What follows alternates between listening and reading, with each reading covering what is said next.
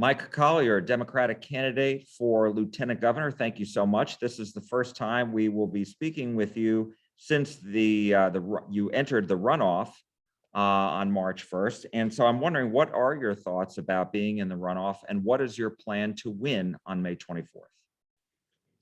Well, first of all, Jack, I really appreciate the opportunity to say hello to you and to your listeners. Yeah, we're pleased with our performance on primary election night. I came in first in just about every county in the state, and of course statewide. So I'm in a runoff. I think primaries are very good because it gives everyone an opportunity to present themselves and their point of view. And we as a party have to make the right decision to make sure that whoever we nominate can win and then can govern. And as you know, on these runoff elections, a lot of the times we know far fewer people actually go to the polls and vote. So what are you going to do to generate excitement around your candidacy among your supporters to make sure that they go out and vote during that runoff? Yeah, well, a great question. So I'm pleased, Jack, to say that I've been able to build a very, very diverse coalition of support around the whole state. Dozens, literally dozens of elected officials have endorsed my campaign, including many members in the state House and Senate.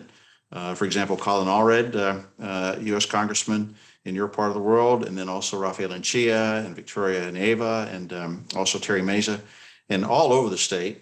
So I'm going to ask them to help because I think they're very enthusiastic about what we're doing. And then, I would say, Jack, when you talk to Democrats about how they feel about the state and are we any better off now than we were 4 years ago, they're really quite exercised and unhappy. And so motivating people to the polls is really going out, making sure you're interacting with folks, listening carefully to their concerns, having a point of view as to how we solve these problems. You find that people become very motivated to vote when they see you in office.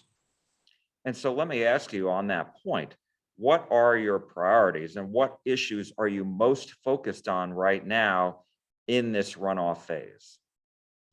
Well, Democrats have to protect our rights, our right to vote, a woman's right to choose. We're all very, very concerned about what's happening to individual liberties, and Democrats are the champion of our rights and our individual liberties. That's so important. Second, there's a lot of talk now about schools, and there ought to be. We need to fund public education, and I'm very concerned about what 2 decades of bad management from our current leadership group has done to our public schools and morale and the strength of our public schools. So we have to work on that. And then, of course, Jack, we've got to fix the damn grid. They haven't fixed the grid. We were lucky to have a mild winter, but that doesn't give anybody a pass. We've got to fix the grid, and they haven't done that. So on that note, let's talk a little bit about the grid. What do you think can be done? Obviously, it was a year ago, and the state did take some action. Legislature did pass some bills. What more do you think needs to be done to ensure that we don't see and experience what we did last year? Most important thing that must be done immediately is we have to winterize our gas supply. There has been work done when it comes to the generating equipment to protect them from winter storms. There's more that needs to be done. This is in phase. The first phase would not protect us from a winter storm Uri, but it's a step in the right direction. That's fine. We should applaud that and keep doing that. But nothing has been done yet to winterize the gas supply. And we'll be watching very carefully to see there is a process in place and there's discussion about it. Lists being drawn up, plans being considered. But until it's winterized, it's not winterized. And that's the most important thing. And then when we look beyond that, when we shore up the grid, we have to look to the future. Texans have been paying more for power in the deregulated environment than if we had remained a utility. We are getting a raw deal. There are people making good money on this grid, and we're paying a lot as consumers. And we also are the ones that had to bail out the folks that got hurt, that got squeezed, and that isn't right. So we need to think in terms of consumers. We need to think in terms of reliability. We need to think of this in terms of being a good deal for consumers, which it has not been. And then finally, we have to modernize. If we're going to increase wind and solar as a component of our portfolio, which we will, which is a good thing, we also have to invest in smart grid and storage so that we have reliability out of those sources. The state is not doing that, and we must. And those are the priorities. Let me ask you about public education. What is your plan on that note? as far as funding and all the other issues that we are seeing now as far as COVID and getting students back up to speed, and then also the teacher crisis. Well, first as to COVID, I hope and pray that this scourge goes away and that we don't have to deal with it, because we've got to have students in classrooms. That's so important. And so I'm hoping that soon we won't have to worry about COVID. As long as COVID is a concern, then we have to do right, making sure that we have PPE and do the other things, but we've got to have students in classes.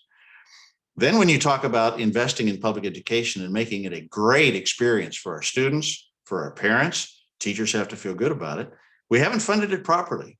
And of course, teachers need to be paid more. But when you talk to teachers and ask them, how are we going to make our public schools great? Jack, you know what they say?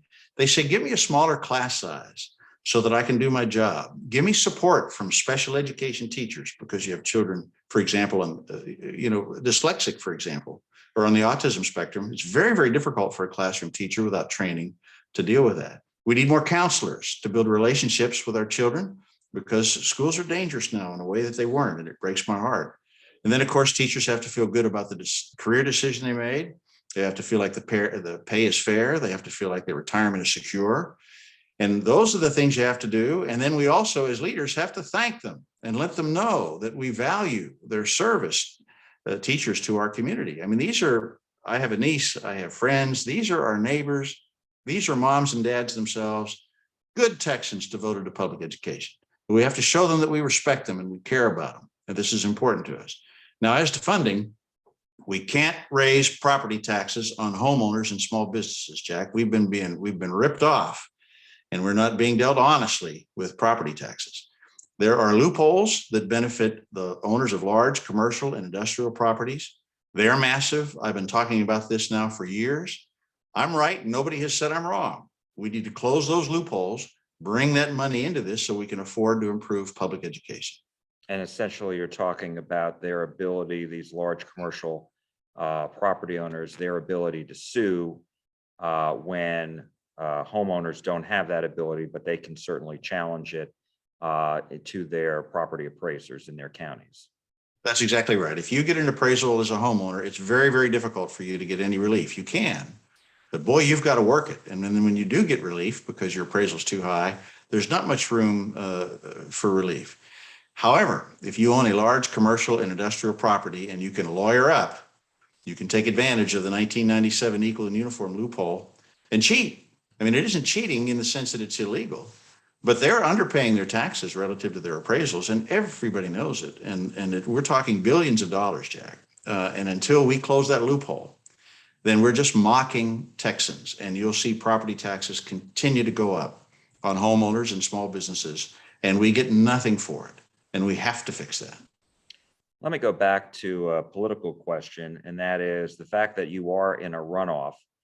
What kind of disadvantage is that, knowing that whoever wins this runoff is going to face Dan Patrick, who isn't in that same position? He won outright on March 1st. Oh, we'll have a nominee come May 24th, and then we'll have 5 perfectly good months to campaign and to defeat Mr. Patrick. I personally have built a network coalition around the state. It's ready to go. That work is done. They'll kick into gear, so to speak. If I'm honored to hold the nomination, we'll go immediately to work. I have a very, very broad fundraising apparatus that I've put together, and 15,000 Texans are helping me financially. So if I am honored with the nomination, then it'll be a running start.